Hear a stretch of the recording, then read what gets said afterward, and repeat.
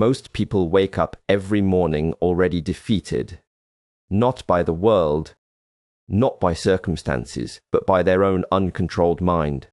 Bends, before you try to change your life, earn more money, build your body, or fix your relationships, understand this clearly. The real battle is not outside of you. It is within you. And if you lose inside, you will lose outside every single time. Torments. When I say control your mind, create your life, I am not speaking in metaphor. I am speaking in reality. Your mind is the command center of your existence. Every action begins as a thought. Every habit begins as a decision. Every result begins as an internal dialogue. So tell me, who is speaking inside your head? Is it discipline or is it doubt? Most people are not controlled by evil forces or bad luck. They are controlled by unexamined thoughts. The mind says you are tired, and they stop. The mind says you are not ready, and they delay. The mind says you might fail, and they never begin. Chin, this is surrender. Your mind is your first battlefield, and on this battlefield, there is no audience, no applause, no recognition, only you and your honesty. If you cannot command your attention, you cannot command your direction, If you cannot choose your thoughts, you will become a prisoner of them. Look at your life carefully. Wherever there is chaos externally, there was confusion internally first. Wherever there is weakness in action, there was weakness in thinking first. The outer world simply reflects the inner condition. This is why mental training is not optional. It is essential. In Shaolin practice, we train the body to reveal the mind. When the legs burn, the mind wants to escape. When the posture becomes uncomfortable, the mind looks for excuses. It says, this is enough. It says, why suffer? It says, tomorrow is better, but we do not immediately. We observe, we question, we stay. And in staying, we discover something powerful. The voice that wants comfort is not the same voice that wants growth. If you do not train this awareness, you will mistake comfort for truth. You will mistake fear for wisdom. You will mistake laziness for self-care. Control of the mind does not mean suppression. It means leadership. A strong leader listens, but does not blindly follow. When your mind produces fear, you do not panic. You examine it. When your mind produces doubt, you do not collapse. You challenge it. Ask yourself, is this thought helping me build the life I want, or is it protecting my current limitations? Most thoughts are repetitive. They are old programs running automatically. If you grew up hearing, you are not enough, the mind repeats it. If you failed once, the mind replays it. But repetition does not equal truth. If you never question the mind, it becomes your master. If you train the mind, it becomes your servant. Understand this deeply. The quality of your life depends on the quality of your dominant thoughts, not occasional positive thinking, not temporary motivation. Dominant patterns. To control your mind, you must first slow down enough to see it. Sit in silence, watch your reactions, notice how quickly you judge, complain, or compare. This observation alone is the beginning of power, because once you see the battlefield clearly, you can choose your position. Means you can choose discipline over impulse, you can choose responsibility over blame, you can choose action over hesitation, and each small victory inside builds strength outside. Do not underestimate this internal war. It determines everything. Careers are built or destroyed here. Relationships are strengthened or sabotaged here. Confidence is created or crushed here. To win the mind, and you will not need to chase control over life. Life will begin to organize itself around your clarity, but lose the mind, and even opportunity will feel like pressure. So before you try to conquer the world, conquer the voice within. Because when you truly control your mind, you do not react to life. You create it. Because when you truly control your mind, you do not react to life. You create it. And yet, what most people fail to see is this. Even if you begin to control your mind, If you continue to feed it carelessly, you will slowly lose that control again. The mind does not create from nothing. It creates from what you give it. That every day you are feeding your mind through what you watch, what you listen to, what you read, and the conversations you allow around you. And just like the body reflects the food you eat, your mind reflects the information you consume. Anandis, emollients. If you constantly expose yourself to negativity, gossip, fear, and distraction, do not be surprised when your thinking becomes weak, scattered, and reactive. You cannot plant chaos and expect clarity. You cannot consume doubt and expect confidence. This is why awareness alone is not enough. You must become disciplined in your intake. Look closely at your daily habits. How much of what you consume strengthens you, and how much of it weakens your focus. Many people say they want a better life, but they continue to feed their mind with things that keep them exactly where they are. Endless scrolling, meaningless comparison, noise without purpose. These are not small distractions. They are silent forms of self-sabotage. Man, what you repeat, you become. If you repeat thoughts of fear, you train your mind to live in fear. If you repeat thoughts of limitation, you train your mind to accept limits. But if you repeat thoughts of discipline, growth, and responsibility, you begin to reshape your internal structure. This is not about blind positivity. It is about intentional direction. You must choose what deserves space in your mind. Hence, in training, we are careful with what we practice because repetition builds identity. The same principle applies to your thinking. If you practice distraction, you become distracted. If you practice focus, you become focused. So ask yourself every day, what am I feeding my mind? Are you feeding it excuses or solutions? Are you feeding it entertainment or education? Are you feeding it comfort or challenge? Because whatever you feed grows stronger. Guard your mind with discipline. Not everything deserves your attention. Not every opinion deserves your energy. Every voice deserves your belief.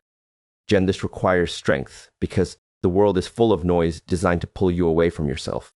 It is easier to consume than to create, easier to follow than to think, easier to distract than to focus. But easy does not build a strong life. A strong life is built on conscious choices, repeated daily. And choose to feed your mind with clarity, choose to expose yourself to ideas that challenge you, not comfort you. Choose environments that demand growth, not excuses. And most importantly, choose the words you repeat to yourself. Because in the end, the most powerful voice you will ever hear is your own. If that voice is trained, disciplined, and intentional, it will guide you forward even in silence.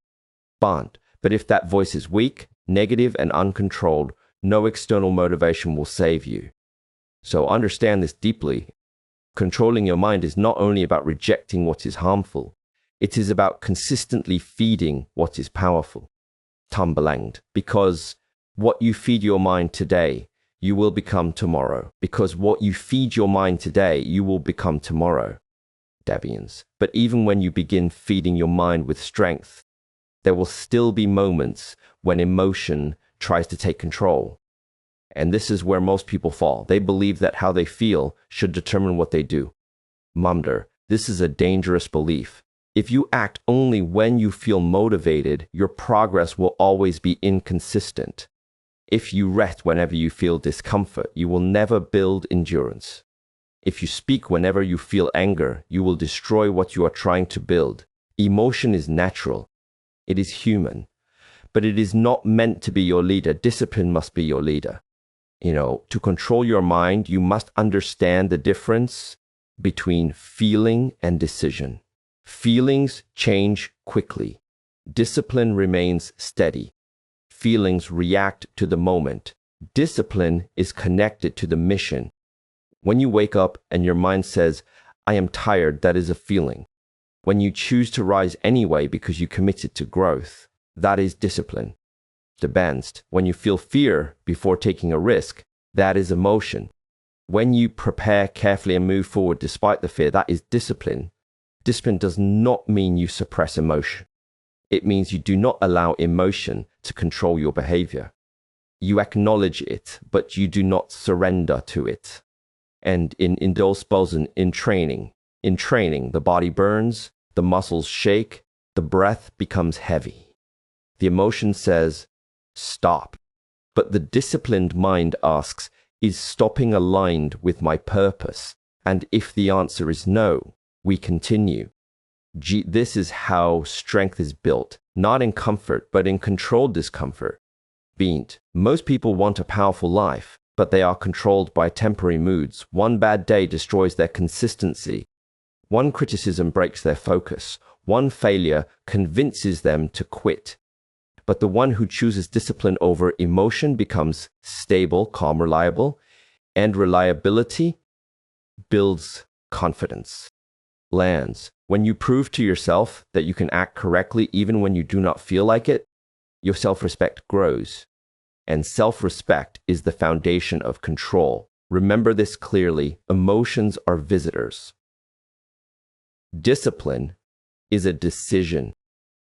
If you allow visitors to run your house, there will be chaos.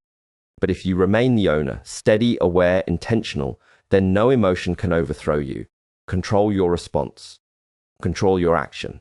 And through discipline, you will shape your life with precision rather than impulse. Control your response. Control your action. And through discipline, you will shape your life with precision rather than impulse. But even with discipline, there is another layer of mastery you must develop. The ability to detach from your own thoughts. Most people believe every thought that appears in their mind. They treat it as truth, as identity, as reality. But this is where suffering begins. A thought is not a command. It is not a fact. It is simply a mental event. When your mind says you are not capable, you feel small. When it says you will fail, you hesitate. When it says this is too difficult, you withdraw. But tell me, who decided that these thoughts are true? If you never question them, they will control you. If you attach to them, they will define you. To control your mind, you must learn to step back and observe. See your thoughts as passing clouds, not permanent structures. Some are useful. Many are conditioned patterns from past experiences, fears, or external influences. If you react to every thought, you become unstable. But if you observe without attachment, you become clear. This is inner freedom. Detachment does not mean you stop thinking. It means you stop identifying with everything you think. You create space between you and the voice in your mind. In that space, you gain power. You can choose which thoughts to follow and which to release. You can reject what weakens you and reinforce what strengthens you. And slowly, the noise begins to lose its control. Commians, when you are no longer controlled by every doubt, every fear, every passing emotion, your mind becomes quieter, sharper, more intentional. And from that clarity, you begin to create your life, not based on reaction, but on conscious choice. And from that clarity, you begin to create your life, not based on reaction, but on conscious choice. Landis, Praeseressence, the file and sen, to first tartary quarsus masterpieces permanens. Now understand the final truth. Everything you are trying to build externally must first be constructed internally. Many people chase results. They chase recognition, success, stability, respect, but they ignore the foundation. They try to change their circumstances without changing their character. They try to adjust the surface without strengthening the core. This never lasts. Your outer life is a mirror. If there is confusion within you, there will be confusion around you. If there is insecurity within you, no achievement will feel enough. If there is discipline, clarity, and self-respect within you, even small progress will feel powerful. Creation begins inside. Abundance. Before you speak with confidence, you must think with clarity. Before you lead others, you must lead yourself. You must lead yourself. Before you build anything meaningful in the world, you must build stability in your own mind. Control your standards. Control your focus. Control the story you repeat about who you are and what you are capable of becoming. unbent, because the identity you strengthen internally will express itself externally. If you see yourself as weak, you will act small. If you see yourself as responsible, you will act with purpose. Okay? If you see yourself as disciplined, you will move with intention. So stop waiting for the world to change your life. Sit with yourself, train your mind, refine your thoughts, strengthen your discipline, align your actions with your deeper values. Band. When your inner world becomes ordered, your outer world will begin to follow naturally. Control your mind, and you will not need to chase life. You will create it. Stay aware. Stay disciplined. And may you build a life that reflects your highest strength. Best wishes.